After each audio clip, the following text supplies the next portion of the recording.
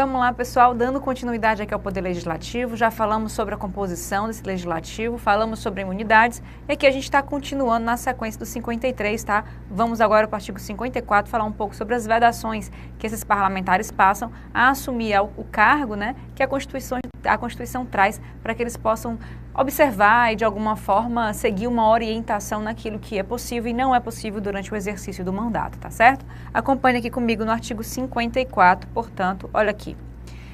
Os deputados e senadores não poderão. Vejam que o artigo 54, ele vem com 2 desdobramentos. Desde a expedição do diploma, como eu já falei para ti, a expedição de diploma, ela vai acontecer mais ou menos em dezembro. É como se fosse uma homologação, né? Um atestado da Justiça Eleitoral que aquele candidato está apto a assumir o cargo. Então, nesse momento de expedição de diploma, o parlamentar ainda não exerce o cargo. Ele está ali, digamos, com seu direito líquido e certo a tomar posse, garantido, tá certo? Reconhece-se que toda a eleição foi válida, reconhece que deu tudo certo e que ele agora pode tomar posse. Essa é a chamada diplomação. E aqui nós estamos com uma vedação que inicia a partir da diplomação. Ele ainda não assumiu o cargo, tá? Então, desde a expedição do diploma, ele não poderá firmar ou manter contrato com pessoa jurídica de direito público, autarquia, empresa pública, sociedade de economia mista ou empresa concessionária de serviço público, salvo quando o contrato obedecer a cláusulas uniformes. Vejam, pessoal, que a impossibilidade, que a vedação diz respeito a firmar e a manter. Então, ele vai ter que destratar o que já havia sendo contratado e ele não poderá contratar, né, assinar novos contratos. Então, nem manter o que já existia, nem criar novas contratações. A não ser que esse contrato com essas pessoas de direito que estão aí descritas na nosso inciso 1º, a linha A, estejam envolvendo o chamado contrato de cláusulas uniformes, ou aquele conhecido contrato de adesão, aquele contrato que é igual para todo mundo, como acontece, por exemplo, com aquele contrato da sua televisão a cabo, do seu telefone celular, aquele contrato que não tem como você negociar as cláusulas que estarão inseridas, preço, nem nada. Está tudo já previamente definido, cabe, né, ao contratante aceitar ou não. Então, pessoal, nessa hipótese, no caso de contratos com cláusulas uniformes, não tem problema. Eles tanto vão poder firmar, até mesmo porque, né, eles podem ser clientes também, como eles vão poder manter contratos que já existam com cláusulas uniformes. Vejam, lembrem-se sempre dessa ressalva. Não é uma proibição total, não é uma proibição absoluta, tá certo? Bom, ultrapassada a linha A, vamos lá para a linha B. Aceitar ou exercer cargo. Aceitar é você, né, dar o seu aceite, dizer que sim, eu quero aceitar, eu quero assumir aquele cargo. Vamos pensar aí no momento de nomeação, né? Você assinar aquele ato de nomeação, né, participar daquilo ali. Ou exercer cargo, entrar em exercício. Então, a gente está aí no momento de nomeação e no momento de entrada de exercício. De cargo, função ou emprego remunerado, inclusive os de que sejam demissíveis ad nutum nas entidades constantes na linha anterior. Então, aquela linha anterior, ela vai trazer as pessoas jurídicas com as quais o deputado não poderá nem aceitar, nem exercer cargo ou função, inclusive os demissíveis ad nutum, tá certo?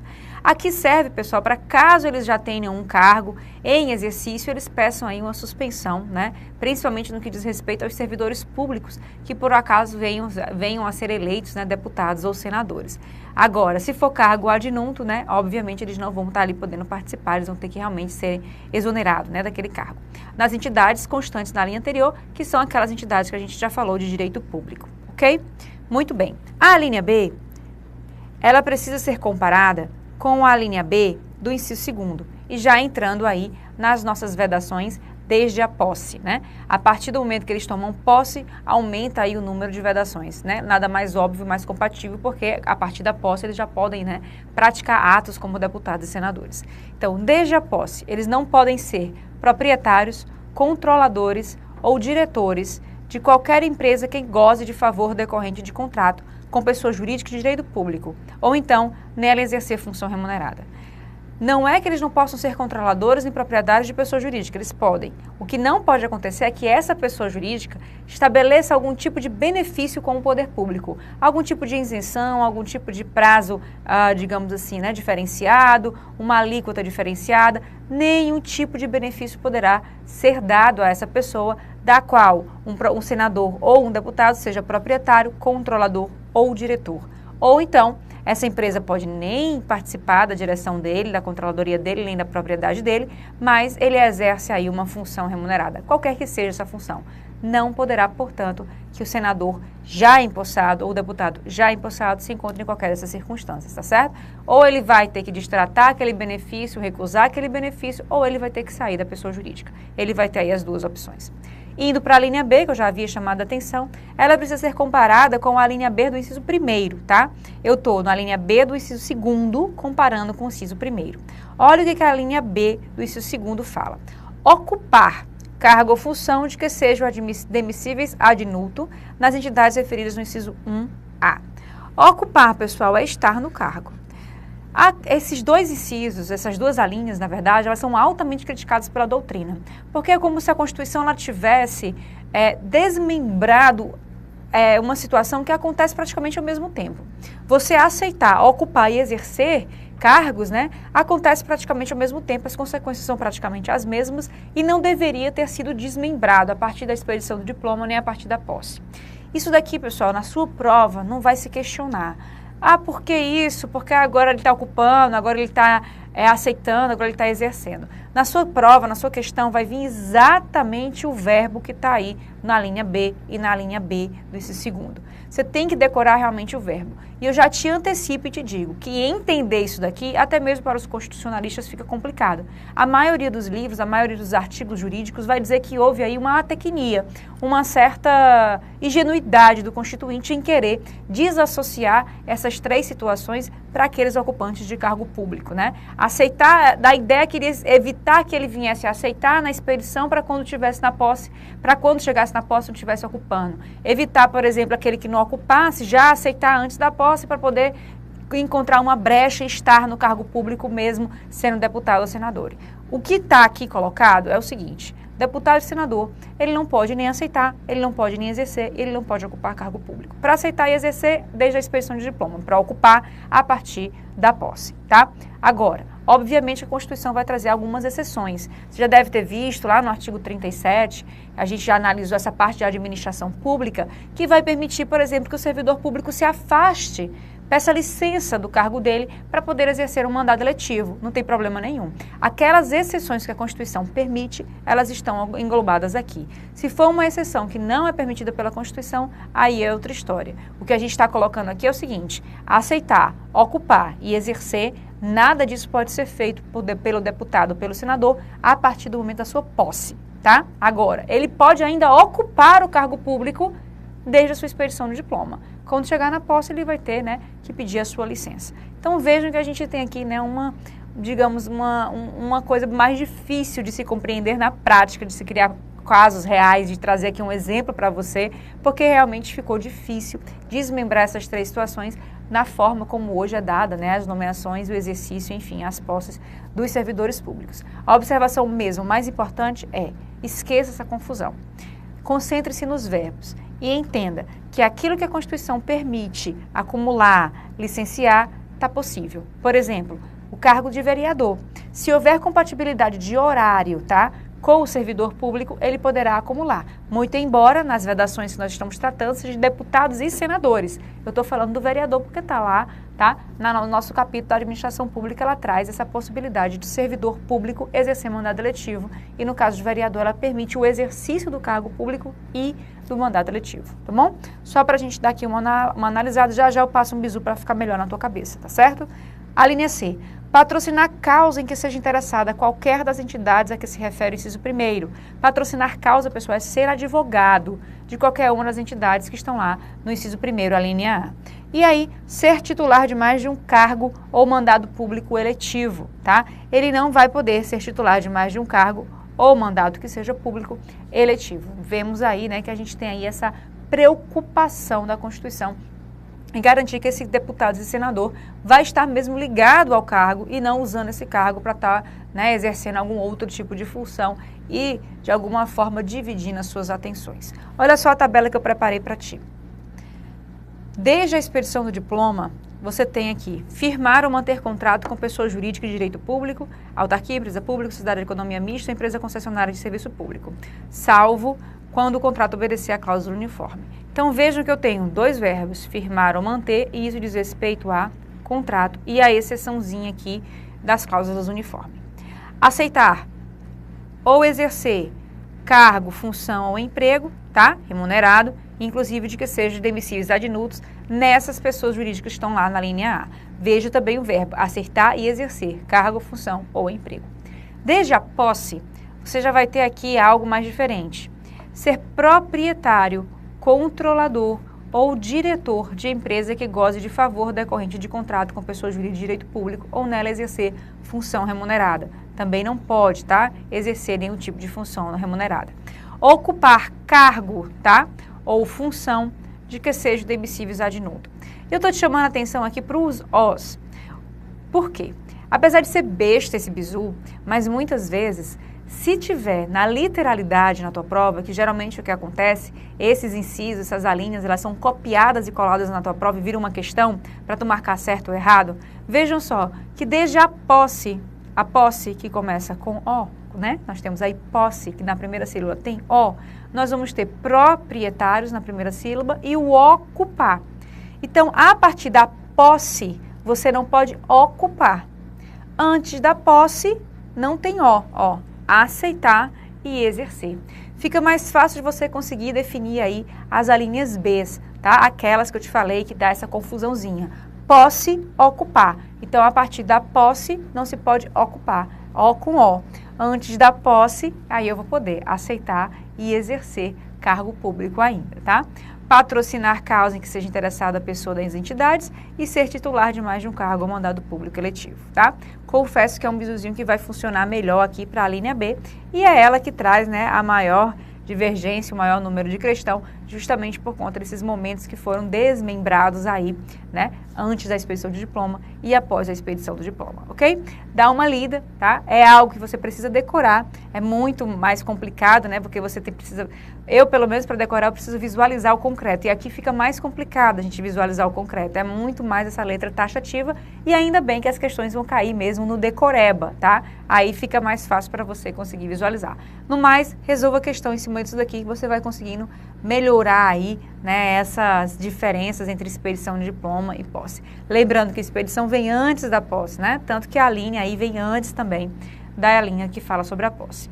Continuando, perda do mandato. Olha só, perderá o mandato ao senador que infringir qualquer das proibições estabelecidas no artigo anterior. Ou seja, todas aquelas vedações que a gente viu anteriormente, a consequência de violação é exatamente a perda do mandato. Então, é uma consequência bastante grave, tá? Há uma sanção aí bastante grave, que é exatamente a perda do mandato. Infringir qualquer das proibições estabelecidas no artigo anterior. Inciso segundo, cujo procedimento for declarado incompatível com o decoro parlamentar. No parágrafo 1º, a gente vai ver o que é esse decoro parlamentar. Já te antecipo que aí é o regimento interno quem define, mas existem certos atos que já são considerados pela Constituição como falta de decoro parlamentar. Aguenta aí. Que deixar de comparecer em cada sessão legislativa. Sessão legislativa, pessoal, é aquele ano, tá? A terça parte das sessões ordinárias. Sessões ordinárias são aquelas que já estão previamente agendadas durante toda a sessão legislativa, tá? Digamos, por exemplo, que na Câmara dos Deputados se fixe que de terça a quinta-feira tem sessão ordinária.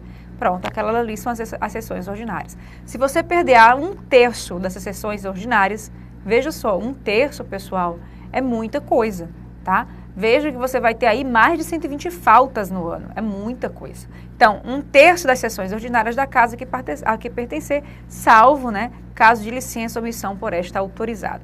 Que perdeu tiver suspenso seus direitos políticos, quando decretar a justiça eleitoral nos casos previstos nesta Constituição, que sofrer condenação criminal em sentença transitada em julgado, tá? Que acaba levando à perda ou suspensão dos direitos políticos. Esse artigo 55, ele sofreu uma alteração em 2013 por conta de algumas polêmicas, onde senadores eram condenados penalmente no STF, na verdade foi uma polêmica, né, o único senador até hoje, deputado, né, parlamentar, que foi condenado penalmente no STF e que posteriormente foi questionado se ele perderia ou não automaticamente esse mandato.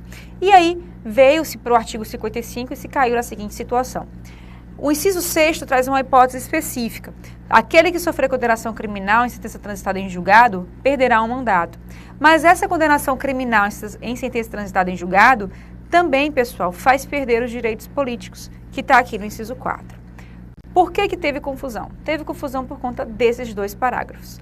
No parágrafo 2º e no parágrafo 3º, eu digo como é que vai ser o procedimento de perda de mandato desse parlamentar que infringiu essas regras, né, do artigo 54.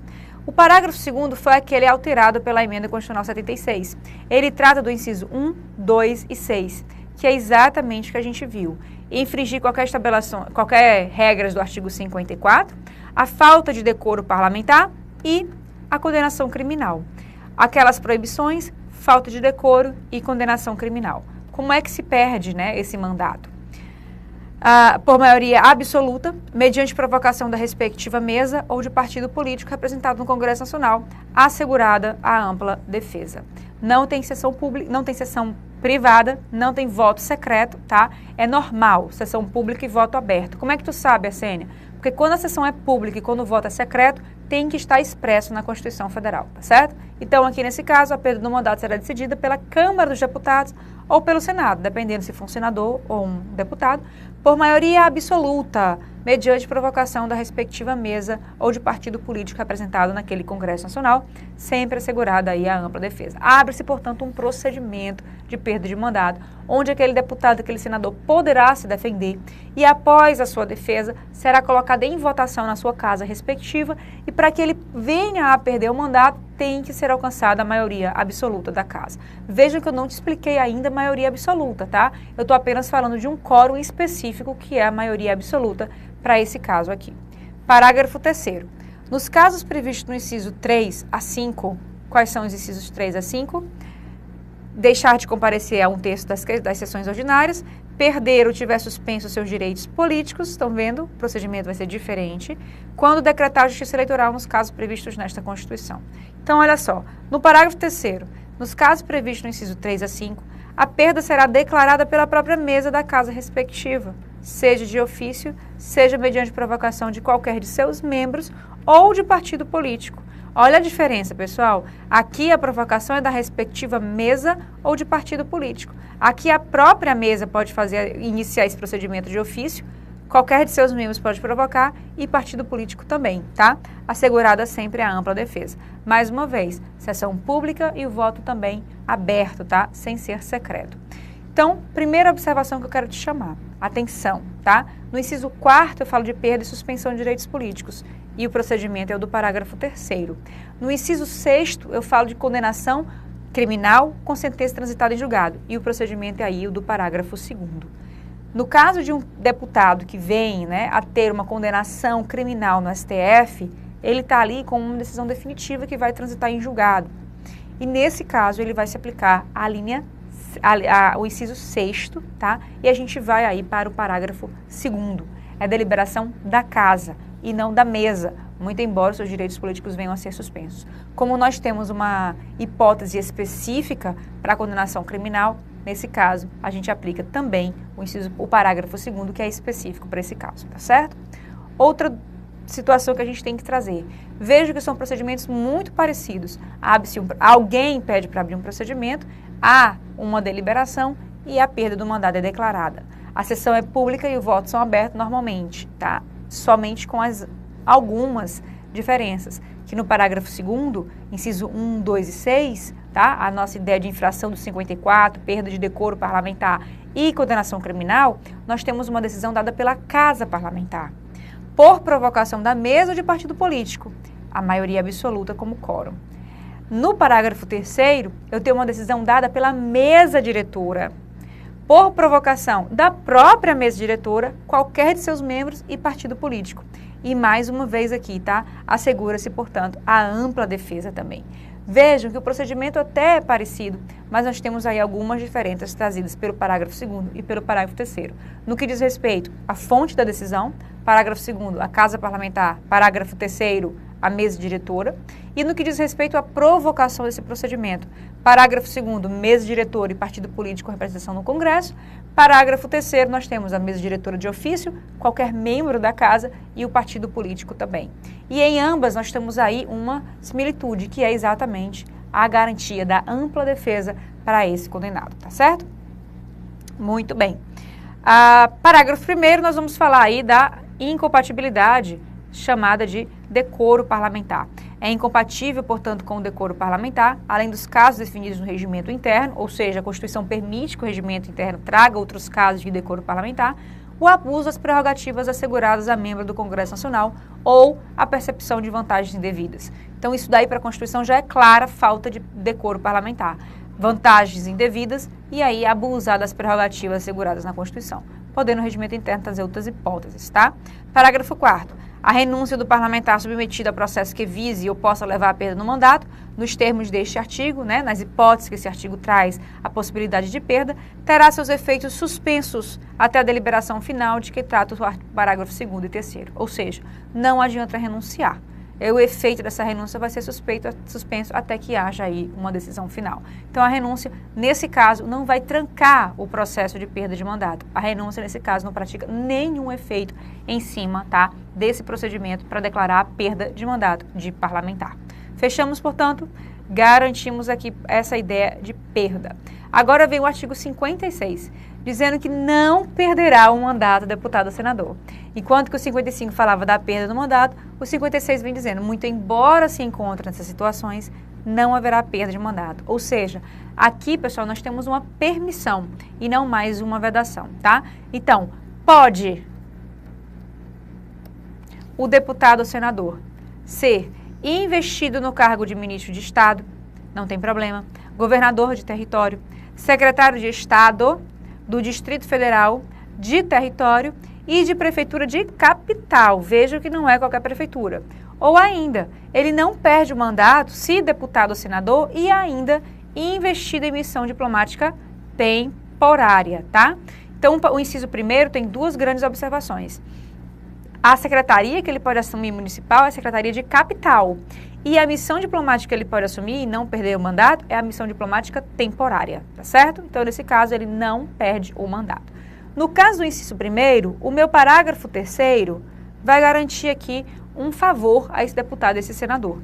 Na hipótese do inciso 1º, o deputado ou senador poderá optar pela remuneração do mandato. Ou seja, ele pode ser secretário de Estado, ele pode ser secretário municipal e optar por receber a remuneração do mandato parlamentar. Remuneração é aquilo que ele recebe como contraprestação do seu serviço de parlamentar, não são as verbas de gabinete, tá? É remuneração. Ele pode receber a remuneração de deputado ou então a do cargo que ele está ocupando. Vai depender da opção que ele fizer, tá? A Constituição permite que ele faça essa opção. Inciso 2º, licenciado pela respectiva casa por motivo de doença ou para tratar sem remuneração de interesse particular, desde que, neste caso, o afastamento não ultrapasse 120 dias por sessão legislativa. Então, nesse caso, pessoal, aquela ideia que a gente viu de faltar 1/3 das sessões legislativas ordinárias, nós temos aqui uma ressalva. Essa falta, se vier com uma licença da casa respectiva por motivo de doença ou para tratar sem remuneração de interesse particular, não tem problema, ele não vai perder, desde que não ultrapasse 120 dias por sessão legislativa. Só uma observação em relação a esse inciso 2º, tá? Ele trata de duas situações. Ele trata da licença por motivo de doença e da licença para tratar de assunto particular. Vejam, pessoal, que o fato de não ultrapassar 120 dias e não perder o cargo diz respeito à licença para tratar de assunto particular. Porque a minha licença de doença eu não sei quanto tempo poderá durar. Vai depender do acometimento que eu tenho sofrido, tá? Então, esse prazo final, esse prazo aqui de 120 dias por sessão legislativa, só vai se aplicar realmente para aquela licença para tratar sem remuneração de interesse particular, ok? A licença para doença, ela tem remuneração e não tem prazo máximo definido, tá certo? Doença, portanto, tá aqui, ó, acabou aqui.